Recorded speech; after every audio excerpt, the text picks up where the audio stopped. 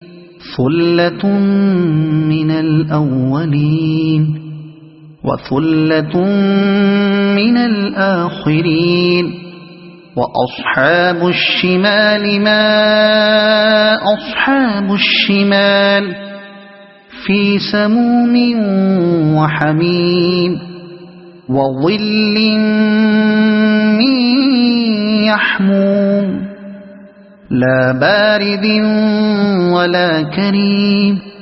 وہ اگلوں میں سے بہت ہوں گے اور پچھلوں میں سے بھی بہت.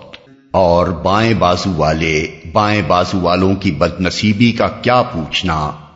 وہ لو کی لپٹ اور کھولتے ہوئے پانی اور کالے دھوئیں کے سائے میں ہوں گے جو نہ ٹھنڈا ہوگا نہ آرام دے. انہم كانوا قبل ذلك مترفین وَكَانُوا يُصِرُّونَ عَلَى الْحِنثِ الْعَظِيمِ. یہ وہ لوگ ہوں گے جو اس انجام کو پہنچنے سے پہلے خوشحال تھے اور گناہ عظیم پر اصرار کرتے تھے. یعنی خوشحالی نے ان پر الٹا اثر کیا تھا. اللہ تعالیٰ کے شکر گزار ہونے کے بجائے وہ الٹے کافر نعمت ہو گئے تھے. اپنی لذات نفس میں منہمک ہو کر خدا کو بھول گئے تھے اور گناہ عظیم پر مصر تھے. گناہ عظیم کا لفظ جامع ہے. اس سے مراد کفر و شرک اور دہریت بھی ہے اور اخلاق و اعمال کا ہر بڑا گناہ بھی. وَكَانُوا يَقُولُونَ أَإِذَا مِتْنَا وَكُنَّا تُرَابًا وَعِظَامًا أَإِنَّا لَمَبْعُوثُونَ أَوَآبَاؤُنَا الْأَوَّلُونَ قُلْ إِنَّ الْأَوَّلِينَ وَالْآخِرِينَ لَمَجْمُوعُونَ إِلَى مِيقَاتِ يَوْمٍ مَّعْلُومٍ. کہتے تھے کیا جب ہم خاک ہو جائیں گے اور ہڈیوں کا پنجر رہ جائیں گے تو پھر اٹھا کھڑے کیے جائیں گے؟ اور کیا ہمارے وہ باپ دادا بھی اٹھائے جائیں گے جو پہلے گزر چکے ہیں؟ اے نبی ان لوگوں سے کہو یقیناً اگلے اور پچھلے سب ایک دن ضرور جمع کیے جانے والے ہیں جس کا وقت مقرر کیا جا چکا ہے. ثم انکم ایھا الضالون المکذبون لآکلون من شجر من زقوم فمالئون منها البطون فشاربون عليه من الحميم فشاربون شرب الهيم هذا نزلهم يوم الدين. پھر اے گمراہو اور جھٹلانے والو تم شجر زقوم کی غذا کھانے والے ہو. اسی سے تم پیٹ بھرو گے اور اوپر سے کھولتا ہوا پانی تونس لگے ہوئے اونٹ کی طرح پیو گے. یہ ہے بائیں بازو والوں کی ضیافت کا سامان روز جزا میں. نحن خلقناکم فلولا تصدقون. ہم نے تمہیں پیدا کیا ہے پھر کیوں تصدیق نہیں کرتے؟ ہم نے تمہیں. یہاں سے آیت 74 تک جو دلائل پیش کیے گئے ہیں ان میں بیک وقت آخرت اور توحید دونوں پر استدلال کیا گیا ہے. چونکہ مکے کے لوگ نبی صلی اللہ علیہ وسلم کی تعلیم کے ان دونوں بنیادی اجزاء پر معترض تھے، اس لیے یہاں دلائل اس انداز سے دیے گئے ہیں کہ آخرت کا ثبوت بھی ان سے ملتا ہے اور توحید کی صداقت کا بھی. کیوں تصدیق نہیں کرتے؟ یعنی اس بات کی تصدیق کہ ہم ہی تمہارے رب اور معبود ہیں اور ہم تمہیں دوبارہ بھی پیدا کر سکتے ہیں. افرأیتم ما تمنون اانتم تخلقونه ام نحن الخالقون. کبھی تم نے غور کیا یہ نطفہ جو تم ڈالتے ہو اس سے بچہ تم بناتے ہو یا اس کے بنانے والے ہم ہیں؟ اس مختصر سے فقرے میں ایک بڑا اہم سوال انسان کے سامنے پیش کیا گیا ہے. دنیا کی تمام دوسری چیزوں کو چھوڑ کر انسان اگر صرف اسی ایک بات پر غور کرے کہ وہ خود کس طرح پیدا ہوا ہے تو اسے نہ قرآن کی تعلیم توحید میں کوئی شک رہ سکتا ہے، نہ اس کی تعلیم آخرت میں۔ انسان آخر اسی طرح تو پیدا ہوتا ہے کہ مرد اپنا نطفہ عورت کے رحم تک پہنچا دیتا ہے، مگر کیا اس نطفے میں بچہ پیدا کرنے کی اور لازماً انسان ہی کا بچہ پیدا کرنے کی صلاحیت آپ سے آپ پیدا ہو گئی ہے، یا انسان نے خود پیدا کی ہے، یا خدا کے سوا کسی اور نے پیدا کر دی ہے؟ اور کیا یہ مرد کے یا عورت کے یا دنیا کی کسی طاقت کے اختیار میں ہے کہ اس نطفے سے حمل کا استقرار کرا دے، پھر استقرار حمل سے وضع حمل تک ماں کے پیٹ میں بچے کی درجہ بدرجہ تخلیق و پرورش، اور ہر بچے کی الگ صورت گری، اور ہر بچے کے اندر مختلف ذہنی و جسمانی قوتوں کو ایک خاص تناسب کے ساتھ رکھنا، جس سے وہ ایک خاص شخصیت کا انسان بن کر اٹھے، کیا یہ سب کچھ ایک خدا کے سوا کسی اور کا کام ہے؟ کیا اس میں کسی اور کا ذرہ برابر بھی کوئی دخل ہے؟ کیا یہ کام ماں باپ خود کرتے ہیں یا کوئی ڈاکٹر کرتا ہے، یا وہ انبیاء اور اولیاء کرتے ہیں جو خود اسی طرح پیدا ہوئے ہیں، یا سورج اور چاند اور تارے کرتے ہیں جو خود ایک قانون کے غلام ہیں، یا وہ فطرت یعنی نیچر کرتی ہے جو بجائے خود کوئی علم، حکمت، ارادہ اور اختیار نہیں رکھتی؟ پھر کیا یہ فیصلہ کرنا بھی خدا کے سوا کسی کے اختیار میں ہے کہ بچہ لڑکی ہو یا لڑکا، خوبصورت ہو یا بدصورت، طاقتور ہو یا کمزور، اندھا، بہرا، لنگڑا، لولا ہو یا صحیح الاعضاء، ذہین ہو یا کن ذہن؟ پھر کیا خدا کے سوا کوئی اور یہ طے کرتا ہے کہ قوموں کی تاریخ میں کس وقت کس قوم کے اندر کن اچھی یا بری صلاحیتوں کے آدمی پیدا کرے جو اسے عروج پر لے جائیں یا زوال کی طرف دھکیل دیں؟ اگر کوئی شخص ضد اور ہٹ دھرمی میں مبتلا نہ ہو تو وہ خود محسوس کرے گا کہ شرک یا دہریت کی بنیاد پر ان سوالات کا کوئی معقول جواب نہیں دیا جا سکتا۔ ان کا معقول جواب ایک ہی ہے، اور وہ یہ ہے کہ انسان پورا کا پورا خدا کا ساختہ و پرداختہ ہے، اور جب حقیقت یہ ہے تو خدا کے ساختہ و پرداختہ اس انسان کو کیا حق پہنچتا ہے کہ اپنے خالق کے مقابلے میں آزادی و خود مختاری کا دعویٰ کرے یا اس کے سوا کسی دوسرے کی بندگی بجا لائے؟ توحید کی طرح یہ سوال آخرت کے معاملے میں بھی فیصلہ کن ہے۔ انسان کی تخلیق ایک ایسے کیڑے سے ہوتی ہے جو طاقتور خوردبین کے بغیر نظر تک نہیں آ سکتا۔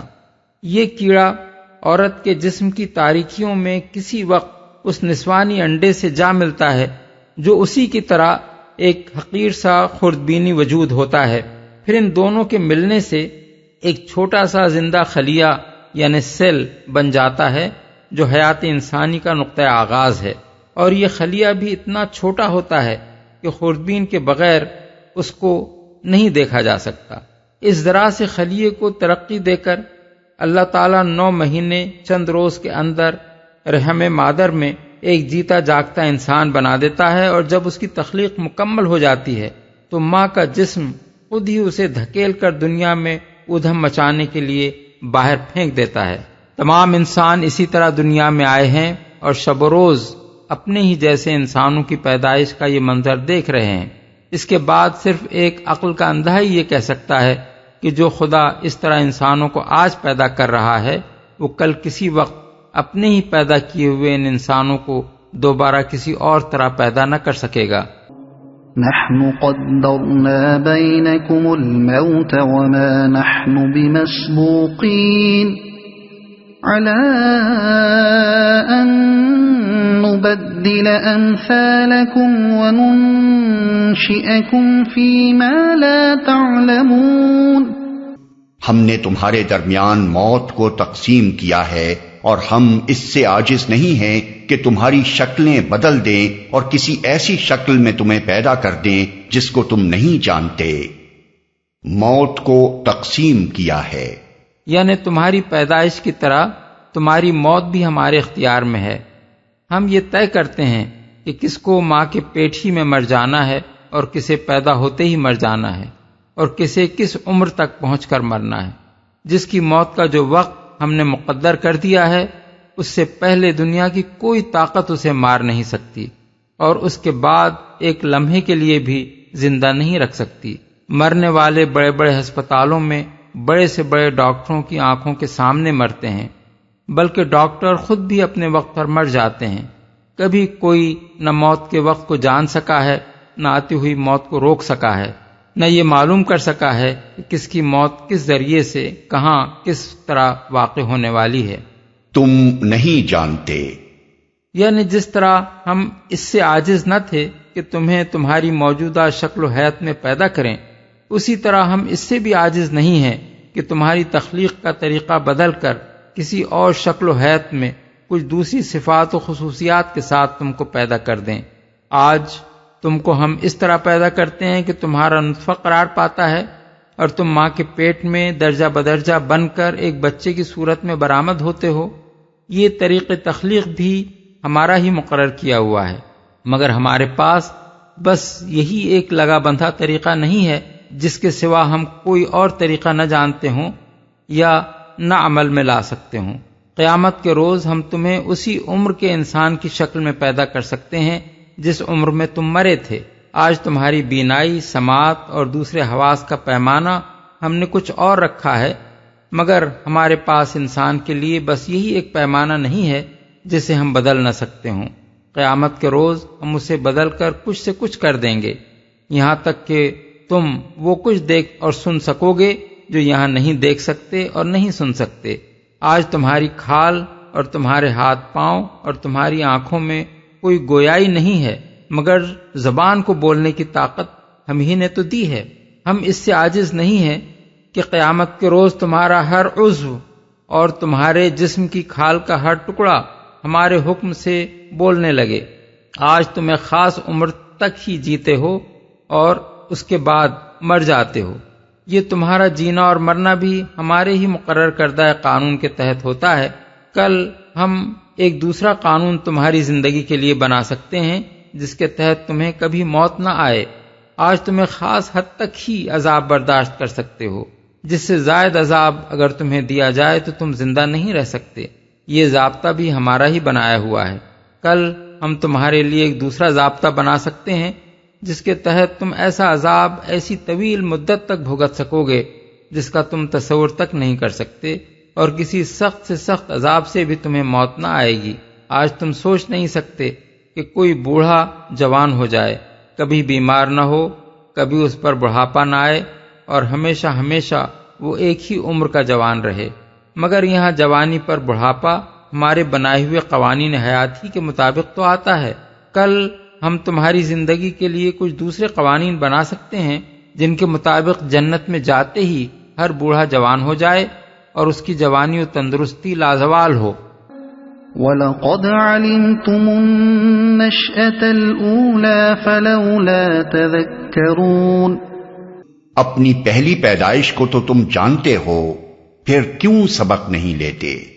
یعنی یہ تو تم جانتے ہی ہو کہ پہلے تم کیسے پیدا کیے گئے تھے، کس طرح باپ کی صلب سے وہ نطفہ منتقل ہوا جس سے تم وجود میں آئے، کس طرح رحم مادر میں جو قبر سے کچھ کم تاریک نہ تھا تمہیں پرورش کر کے زندہ انسان بنایا گیا، کس طرح ایک ذرہ بے مقدار کو نشوونما دے کر یہ دل و دماغ، یہ آنکھ، کان اور یہ ہاتھ پاؤں اس میں پیدا کیے گئے، اور عقل و شعور، علم و حکمت، صنعت و ایجاد اور تدبیر و تسخیر کی یہ حیرت انگیز صلاحیتیں اس کو عطا کی گئیں۔ کیا یہ معجزہ مردوں کو دوبارہ جلا اٹھانے سے کچھ کم عجیب ہے؟ اس عجیب معجزے کو جب تم آنکھوں سے دیکھ رہے ہو اور خود اس کی زندہ شہادت کے طور پر دنیا میں موجود ہو تو کیوں اس سے یہ سبق نہیں لیتے کہ جس خدا کی قدرت سے یہ معجزہ شب روز رونما ہو رہا ہے، اسی کی قدرت سے زندگی بعد موت اور حشر و نشر اور جنت و دوزخ کا معجزہ بھی رونما ہو سکتا ہے۔ أَفَرَأَيْتُم مَّا تَحْرُثُونَ أَأَنتُمْ تَزْرَعُونَهُ أَمْ نَحْنُ الزَّارِعُونَ۔ کبھی تم نے سوچا یہ بیج جو تم بوتے ہو، اس سے کھیتیاں تم اگاتے ہو یا ان کے اگانے والے ہم ہیں؟ اوپر کا سوال لوگوں کو اس حقیقت کی طرف توجہ دلا رہا تھا کہ تم اللہ تعالیٰ کے ساختہ و پرداختہ ہو اور اسی کی تخلیق سے وجود میں آئے ہو۔ اب یہ دوسرا سوال انہیں اس دوسری اہم حقیقت کی طرف توجہ دلا رہا ہے کہ جس رزق پر تم پلتے ہو وہ بھی اللہ ہی تمہارے لیے پیدا کرتا ہے۔ جس طرح تمہاری پیدائش میں انسانی کوشش کا دخل اس سے زائد کچھ نہیں ہے کہ تمہارا باپ تمہاری ماں کے اندر نطفہ ڈال دے، اسی طرح تمہارے رزق کی پیداوار میں بھی انسان کی کوشش کا دخل اس سے بڑھ کر کچھ نہیں ہے کہ کسان کھیتی میں بیج ڈال دے۔ زمین جس میں یہ کاشت کی جاتی ہے تمہاری بنائی ہوئی نہیں ہے، اس زمین کو رویدگی کی صلاحیت تم نے نہیں بخشی ہے، اس میں وہ مادے جن سے تمہاری غذا کا سامان بہم پہنچتا ہے تم نے فراہم نہیں کیے ہیں، اس کے اندر جو بیج تم ڈالتے ہو ان کو نشو و نما کے قابل تم نے نہیں بنایا ہے۔ ان بیجوں میں یہ صلاحیت کہ ہر بیج سے اسی نوع کا درخت پھوٹے جس کا وہ بیج ہے تم نے پیدا نہیں کی ہے۔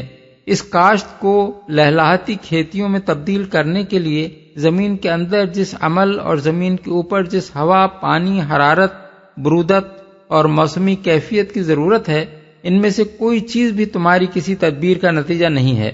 یہ سب کچھ اللہ ہی کی قدرت اور اسی کی پروردگاری کا کرشمہ ہے۔ پھر جب تم وجود میں اسی کے لانے سے آئے ہو اور اسی کے رزق سے پل رہے ہو تو تم کو اس کے مقابلے میں خود مختاری کا یا اس کے سوا کسی اور کی بندگی کرنے کا حق آخر کیسے پہنچتا ہے؟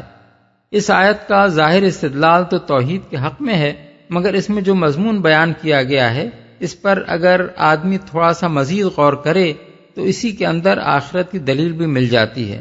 جو بیج زمین میں بویا جاتا ہے وہ بجائے خود مردہ ہوتا ہے، مگر زمین کی قبر میں جب کسان اس کو دفن کر دیتا ہے تو اللہ تعالیٰ اس کے اندر وہ نباتی زندگی پیدا کر دیتا ہے جس سے کونپلیں پھوٹتی ہیں اور لہلاتی ہوئی کھیتیاں شان بہار دکھاتی ہیں۔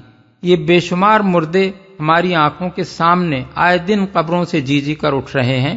یہ معجزہ کیا کچھ کم عجیب ہے کہ کوئی شخص اس دوسرے عجیب معجزے کو ناممکن قرار دے جس کی خبر قرآن ہمیں دے رہا ہے، یعنی انسانوں کی زندگی بعد موت۔ لو نشاء لجعلناه حطاما فظلتم تفكهون إنا لمغرمون بل نحن محرومون أفرأيتم الماء الذي تشربون أأنتم أنزلتموه من المزن أم نحن المنزلون لو نشاء جعلناه أجاجا فلولا تشكرون ہم چاہیں تو ان کھیتوں کو بھس بنا کر رکھ دیں اور تم طرح طرح کی باتیں بناتے رہ جاؤ کہ ہم پر تو الٹی چٹی پڑ گئی، بلکہ ہمارے تو نصیب بھی پھوٹے ہوئے ہیں۔ کبھی تم نے آنکھیں کھول کر دیکھا یہ پانی جو تم پیتے ہو اسے تم نے بادل سے برسایا ہے یا اس کے برسانے والے ہم ہیں؟ ہم چاہیں تو اسے سخت کھاری بنا کر رکھ دیں، پھر کیوں تم شکر گزار نہیں ہوتے؟ برسانے والے ہم ہیں، یعنی تمہاری بھوک مٹانے ہی کا نہیں، تمہاری پیاس بجھانے کا انتظام بھی ہمارا ہی کیا ہوا ہے۔ یہ پانی جو تمہاری زندگی کے لیے روٹی سے بھی زیادہ ضروری ہے تمہارا اپنا فراہم کیا ہوا نہیں ہے، بلکہ اسے ہم فراہم کرتے ہیں۔ زمین میں یہ سمندر ہم نے پیدا کیے ہیں، ہمارے سورج کی گرمی سے ان کا پانی بھاپ بن کر اٹھتا ہے۔ ہم نے اس پانی میں یہ خاصیت پیدا کی ہے کہ خاص درجہ حرارت پر وہ بھاپ میں تبدیل ہو جائے، ہماری ہوائیں اسے لے کر اٹھتی ہیں، ہماری قدرت اور حکمت سے وہ بھاپ جمع ہو کر بادل کی شکل اختیار کرتی ہے۔ ہمارے حکم سے یہ بادل خاص تناسب سے تقسیم ہو کر زمین کے مختلف خطوں پر پھیلتے ہیں تاکہ جس خطے زمین کے لیے پانی کا جو حصہ مقرر کیا گیا ہے وہ اس کو پہنچ جائے، اور ہم بالائی فضا میں وہ برودت پیدا کرتے ہیں جس سے یہ بھاپ پھر سے پانی میں تبدیل ہوتی ہے۔ ہم تمہیں صرف وجود میں لا کر ہی نہیں رہ گئے ہیں بلکہ تمہاری پرورش کے یہ سارے انتظامات بھی ہم کر رہے ہیں جن کے بغیر تم جی نہیں سکتے۔ پھر ہماری تخلیق سے وجود میں آ کر، ہمارا رزق کھا کر اور ہمارا پانی پی کر یہ حق تمہیں کہاں سے حاصل ہو گیا کہ ہمارے مقابلے میں خود مختار بنو یا ہمارے سوا کسی اور کی بندگی بجا لاؤ؟ کھاری بنا کر رکھ دیں۔ اس فقرے میں اللہ کی قدرت و حکمت کے ایک اہم کرشمے کی نشاندہی کی گئی ہے پانی کے اندر اللہ تعالیٰ نے جو حیرت انگیز خواص رکھے ہیں ان میں سے ایک خاصہ یہ بھی ہے کہ اس کے اندر خواہ کتنی ہی چیزیں تحلیل ہو جائیں، جب وہ حرارت کے اثر سے بھاپ میں تبدیل ہوتا ہے تو ساری آمیزشیں نیچے چھوڑ دیتا ہے اور صرف اپنے اصل آبی اجزاء کو لے کر ہوا میں اڑتا ہے۔ یہ خاصیت اگر اس میں نہ ہوتی تو بھاپ میں تبدیل ہوتے وقت بھی وہ سب چیزیں اس میں شامل رہتی جو پانی ہونے کی حالت میں اس کے اندر تحلیل شدہ تھیں۔ اس صورت میں سمندر سے جو بھاپیں اٹھتیں ان میں سمندر کا نمک بھی شامل ہوتا اور ان کی بارش تمام روئے زمین کو زمین شور بنا دیتی۔ نہ انسان اس پانی کو پی کر جی سکتا تھا، نہ کسی قسم کی نباتات اس سے اگ سکتی تھی۔ اب کیا کوئی شخص دماغ میں ذرا سی بھی عقل رکھتے ہوئے یہ دعویٰ کر سکتا ہے کہ اندھی بحری فطرت سے خود بخود پانی میں یہ حکیمانہ خاصیت پیدا ہو گئی ہے؟ یہ خاصیت جس کی بدولت کھاری سمندروں سے صاف ستھرا میٹھا پانی کشید ہو کر بارش کی شکل میں برستا ہے اور پھر دریاؤں، نہروں، چشموں اور کنووں کی شکل میں آب رسانی و آب پاشی کی خدمت انجام دیتا ہے، اس بات کی صریح شہادت فراہم کرتی ہے کہ ودیت کرنے والے نے پانی میں اس کو خوب سوچ سمجھ کر بالارادہ اس مقصد کے لیے ودیت کیا ہے کہ وہ اس کی پیدا کردہ مخلوقات کی پرورش کا ذریعہ بن سکے۔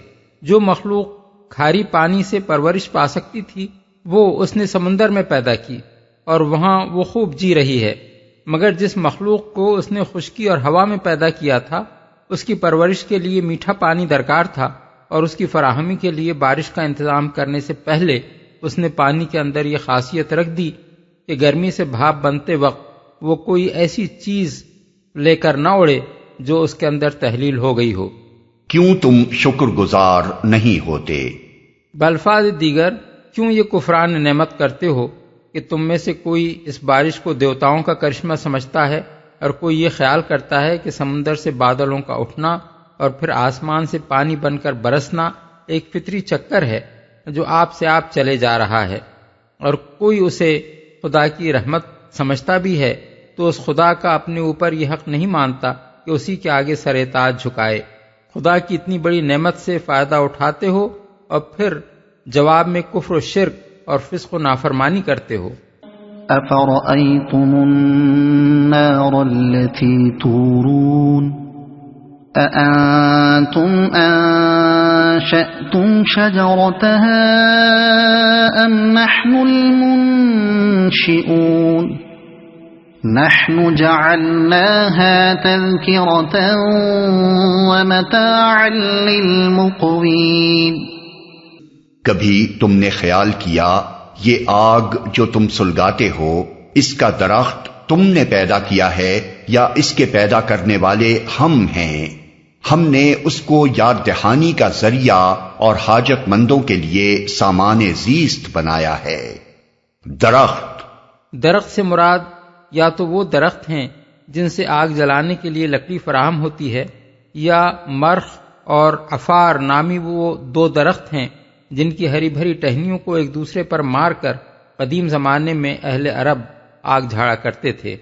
یاد دہانی کا ذریعہ، اس آگ کو یاد دہانی کا ذریعہ بنانے کا مطلب یہ ہے کہ یہ وہ چیز ہے جو ہر وقت روشن ہو کر انسان کو اس کا بھولا ہوا سبق یاد دلاتی ہے۔ اگر آگ نہ ہوتی تو انسان کی زندگی حیوان کی زندگی سے مختلف نہ ہو سکتی۔ آگ ہی سے انسان نے حیوانات کی طرح کچی غذائیں کھانے کے بجائے ان کو پکا کر کھانا شروع کیا، اور پھر اس کے لیے صنعت و ایجاد کے نئے نئے دروازے کھلتے چلے گئے۔ ظاہر ہے کہ اگر خدا وہ ذرائع پیدا نہ کرتا جن سے آگ جلائی جا سکے، اور وہ آتش پذیر مادے پیدا نہ کرتا جو آگ سے جل سکیں، تو انسان کی ایجادی صلاحیتوں کا قفل ہی نہ کھلتا۔ مگر انسان یہ بات فراموش کر گیا ہے کہ اس کا خالق کوئی پروردگار حکیم ہے جس نے اسے ایک طرف انسانی قابلیتیں دے کر پیدا کیا تو دوسری طرف زمین میں وہ سر و سامان بھی پیدا کر دیا جس سے اس کی قابلیتیں روب عمل آ سکیں۔ وہ اگر غفلت میں مدہوش نہ ہو تو تنہا ایک آگ ہی اسے یہ یاد دلانے کے لیے کافی ہے کہ یہ کس کے احسانات اور کس کی نعمتیں ہیں جن سے وہ دنیا میں متمتع ہو رہا ہے۔ حاجت مندوں کے لیے اصل میں لفظ مقوین استعمال کیا گیا ہے، اس کے مختلف معنی اہل لغت نے بیان کیے ہیں۔ بعض اسے صحرا میں اترے ہوئے مسافروں کے معنی میں لیتے ہیں، بعض اس کے معنی بھوکے آدمی کے لیتے ہیں، اور بعض کے نزدیک اس سے مراد وہ سب لوگ ہیں جو آگ سے فائدہ اٹھاتے ہیں، خواہ وہ کھانا پکانے کا فائدہ ہو یا روشنی کا یا تپش کا۔ فسبح باسم ربك العظیم، بس اے نبی اپنے رب عظیم کے نام کی تسبیح کرو، یعنی اس کا مبارک نام لے کر یہ اظہار و اعلان کرو کہ وہ ان تمام عیوب و نقائص اور کمزوریوں سے پاک ہے جو کفار و مشرکین اس کی طرف منسوب کرتے ہیں، اور جو کفر و شرک کے ہر عقیدے اور منکرین آخرت کے ہر استدلال میں مضمر ہیں۔